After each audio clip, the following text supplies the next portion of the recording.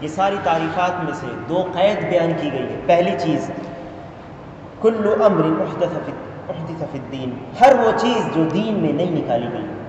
پہلی چیز جو دین میں نہیں نکالی گئی، پہلی شرط اور پہلی قید دین کے نام پر نکالی گئی. اس سے خارج ہو جاتی ہے وہ چیزیں جو دنیاوی امور میں نکالی گئی.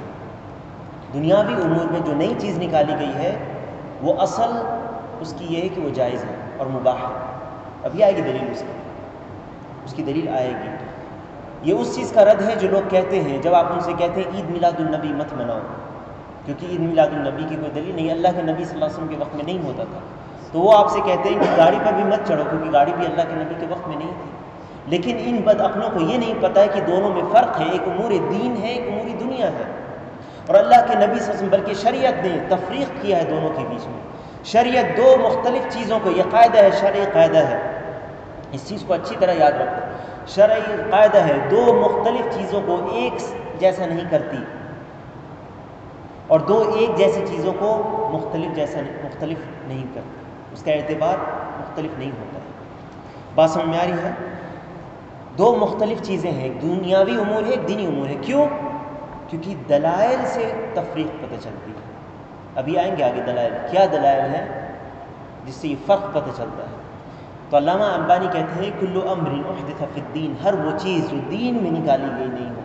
کیونکہ اللہ کے نبی صلی اللہ علیہ وسلم نے فرمایا، اس کی دلیل ہے من احدث فی امرنا ھذا، جس نے ہمارے اس دین میں کوئی نئی چیز نکالی. اور اللہ کے نبی صلی اللہ علیہ وسلم نے فرمایا علیکم بسنتی وسنت الخلفاء الراشدین المہدیین من بعدی، میری سنت کو، میرے طریقے کو مضبوطی سے پکڑنا، اور خلفاء راشدین کے طریقے کو مضبوطی سے پکڑنا. اور ساتھ ساتھ یہ بھی فرمایا جب سنت کا ذکر کیا تو اس کی جو مخالف ہے بدعت اس کو بھی ذکر کیا. وَإِيَّاكُمْ وَمُحْدَثَاتِ الْأُمُورِ، اور دین میں نئی چیزوں سے بچنا. فَإِنَّ كُلَّ مُحْدَثَةٍ بِدْعَةٍ، کیونکہ ہر محدث، احداث ابھی بتایا جو نئی چیز نکالی گئی ہے، یہ کیا ہے؟ دین میں بدعت ہے. وَكُلُّ بِدْعَةٍ ضَلَالَةٍ، ہر بدعت گمراہی ہے. وَكُلَّ ضَلَالَةٍ فِي النَّارِ، اور ہر گمراہی جہنم میں لے جانے والی ہے. تو پہلی قید یہ ہے کہ دین میں نکالی گئی ہے.